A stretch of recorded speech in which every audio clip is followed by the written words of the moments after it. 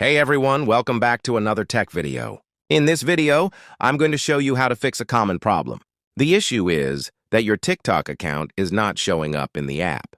So how can you resolve this? First, go to the settings on your iPhone and make sure you have a strong Wi-Fi connection. Also, ensure that any VPN is disconnected, as it can cause issues with the app.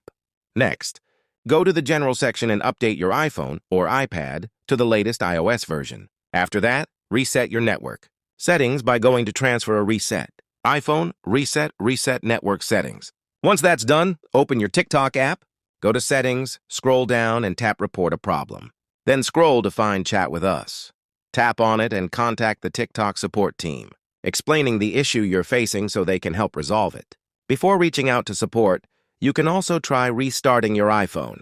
If the problem persists, delete the TikTok app from your device. Reinstall it from the App Store, and sign back into your account. This usually fixes the issue.